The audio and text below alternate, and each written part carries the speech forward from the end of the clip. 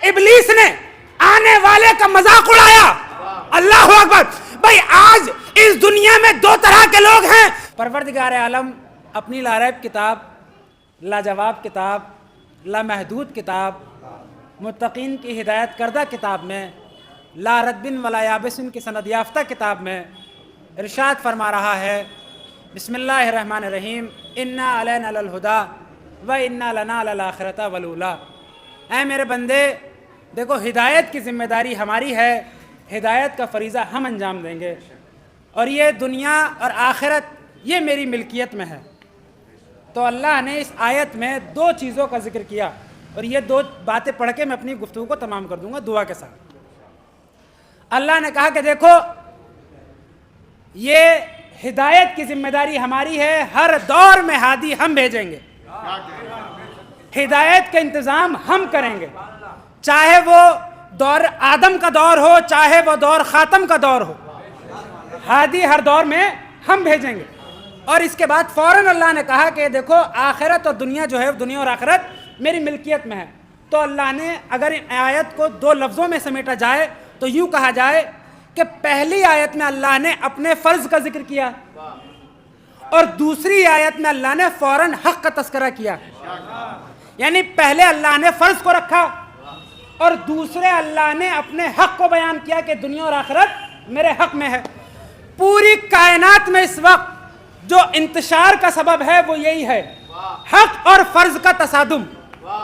اللہ اکبر. توجہ فرمائیں گے. پوری دنیا میں اس وقت اگر کوئی انتشار کا سبب ہے، جھگڑے کا سبب ہے، ٹکراؤ کا سبب ہے، تو وہ صرف اور صرف فرض اور حق کا تصادم. میں اپنے لفظوں کو کھولتا ہوں.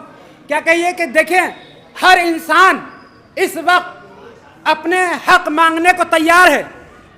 جوان ہے اپنا حق لینے کو تیار، مرد ہے اپنا حق مانگنے کو تیار، عورت ہے اپنا حق مانگنے کو تیار، یہاں تک کہ ہر انسان اپنا حق مانگنے کو تیار ہے مگر فرض ادا کرنے کو تیار نہیں ہے. اللہ اکبر. اللہ اکبر. اللہ نے کیا کہا؟ اللہ نے پہلے فرض کو رکھا، بعد میں حق کو رکھا. تو اب اگر مسلمان ہو تو پہلے فرض ادا کرو، حق بعد میں مانگو. پہلے فرض کو رکھا، بعد میں اللہ نے اپنے حق کو رکھا. اب اگر ہم مسلمان ہیں تو ہمیں پہلے فرض ادا کرنا چاہیے، بعد میں حق کو طلب کرنا چاہیے. اور گفتگو آگے بڑھتی ہے کہ اللہ نے ہر انسان کے لیے، دیکھیں ہر دور میں اللہ نے ہادی بھیجے، اور اللہ نے ہدایت کا انتظام اپنے ذمے لیا. اور یہ ہادی، یہ ہدایت کرنے والے، یہ رہبر ہمارے لیے آئے ہیں، حیوانوں کے لیے کوئی ہادی نہیں آیا. اگر انسان ہے تو اس کے لیے کسی بھی گوشے میں ہو کائنات کے، ہادی کا انتظام ہم کریں گے. لیکن اب آپ یہاں غور کریں کہ اشرف المخلوقات انسان جب اس دنیا میں آتا ہے تو اتنا ضعیف آتا ہے کہ اگر چیٹی اس کے بدن کو کاٹ لے تو اسے ہٹا نہیں سکتا. اللہ اکبر. بھائی ہادی کس کے لیے بھیجے اللہ نے؟ انسان کے لیے. لیکن اسی انسان کے بچے کو اللہ نے، اور خود قرآن میں خلق الانسان ضعیفا، ہم نے انسان کو ضعیف پیدا کیا. پروردگار اتنے 1,24,000 اور اس کے بعد امامت کا سلسلہ، اتنے ہادی اس اشرف المخلوقات کے لیے بھیجے، اور اسی انسان کو اللہ نے کہا خلق الانسان ضعیفا، ہم نے انسان کو ضعیف پیدا کیا. لیکن آپ اس کے مقابل دیکھیں حیوان کا بچہ، بھئی مچھلی کا بچہ پیدا ہوا، پیدا ہوتے ہی تیرنے لگا. کیا کسی نے سکھایا اسے تیرنا؟ کیا کسی نے نہیں سکھایا اسے تیرنا؟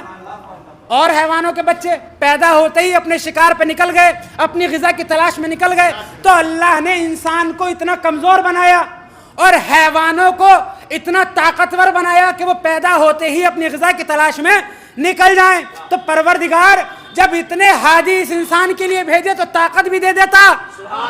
اللہ اکبر. اللہ اکبر. اس کو طاقتور پیدا کرنا چاہیے تھا. تو عجب نہیں اللہ آواز دے کہ دیکھو سنو، ہم نے اس انسان کو دنیا میں اس لیے کمزور پیدا کیا کہ تاکہ اگر یہ جب بچہ اپنی ماں کی آغوش میں روئے گا تو بچے کے رونے کے سبب ماں رک جائے گی. اللہ اکبر. اس بچے کے رونے کے سبب، بچے کی کمزوری کے سبب ماں رک جائے گی، اور ماں کے سبب باپ رک جائے گا. اللہ اکبر.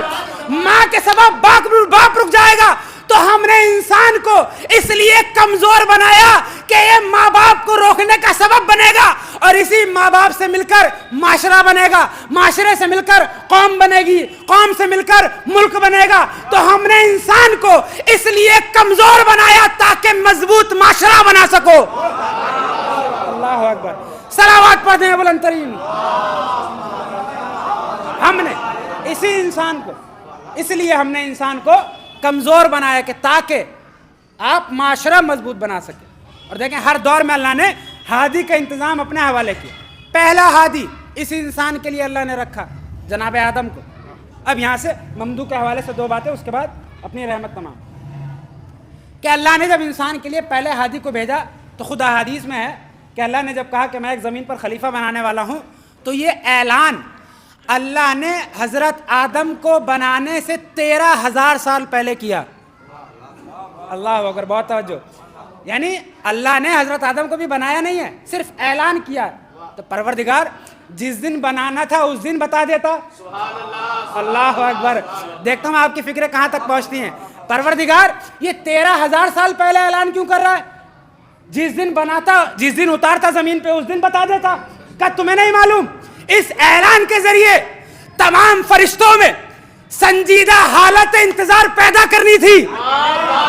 اللہ اکبر, اللہ اکبر, اللہ اکبر, اللہ اکبر. سنجیدہ حالت انتظار, اس اعلان کے ذریعے سنجیدہ حالت انتظار پیدا کرنی تھی. آئے حضرت آدم کا بھی پتلا بنا نہیں ہے, لیکن اللہ نے کہا کہ میں ایک پتلا بنانے والا ہوں اور اس میں جب روح پھونک دوں تو وہ میرا خلیفہ ہوگا. تو اب ملائکہ ہیں, حضرت آدم بن رہے ہیں, ملائکہ ہیں وہاں سے گزرتے ہیں. بہت توجہ, ملائکہ ہیں دیکھتے ہیں, احترام کرتے ہیں, اللہ کا خلیفہ سلام کرتے ہیں. لیکن وہیں سے ابلیس گزرتا ہے, مسکراتا ہے, طنز کرتا ہے, یہ مٹی. اللہ اکبر, یہ مٹی خلیفہ بنے گی اللہ کی. تو اب یہاں پہ ہمارے سامنے 2 رویے آئے. ایک ملائکہ کا رویہ ہمارے سامنے آیا اور ایک ابلیس کا رویہ ہمارے سامنے آیا. اللہ اکبر. بھائی ملائکہ نے اللہ کے آنے والے پہلے خلیفہ کا جھک کر ادب سے احترام کیا, انتظار کیا. ابلیس نے آنے والے کا مذاق اڑایا. اللہ اکبر. بھائی آج اس دنیا میں 2 طرح کے لوگ ہیں, پہلے ہادی کو, پہلے خلیفہ کو آخری ہادی سے ملا کر دیکھ لینا. اللہ اکبر, اللہ اکبر. پہلے ہادی کو آخری ہادی سے ملا کر دیکھ لینا. جو آنے والے غائب کا مذاق اڑائے ابلیس کا پیرو ہے.